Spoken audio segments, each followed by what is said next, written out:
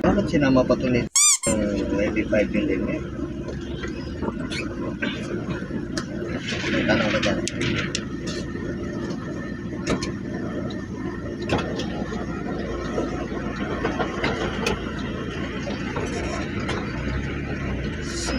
Bossing, good morning. Tatanong lang po.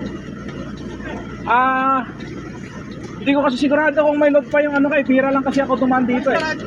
Pwede siya? Pwede siya? Sige, salamat.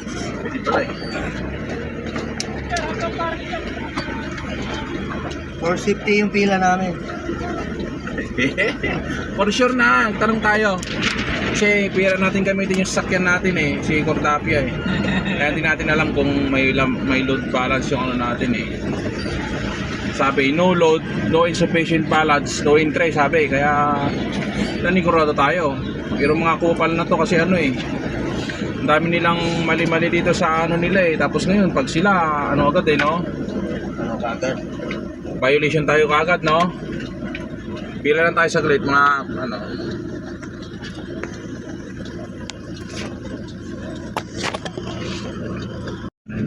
Okay na. Pwede yan. Ito. Ilang sir, Xerox kasi sa PBI, 2 piso siya. Ginto doon. Sa ano nga kahapon eh. Xerox sa LTO. Photocopy. Ay, sir, tama sir. Kasi sa 5 piso doon. Oo nga, mahal nga eh. Sabi. Namahalan siya eh. Kanya, sikasuhin na natin yan ng ano. Di malang Xerox sir. Sige, Bert.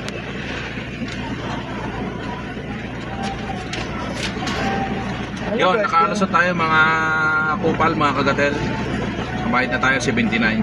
Ay, 74 pala. Ayan, 74. Thank you, ma'am. Have a nice day. Diba? Ingat daw.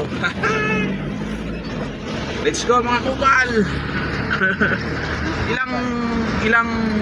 Ilang tao ang nakupal mo ngayon, sabi ka rin ni kupal eh. Yung trabaho mo dati, ako na gumagawa ngayon. Si Manuel nasa likod lang. Relax. Ikaw lang kasi pre, iniwan mo kami. Okay. Busy, busy. Babush.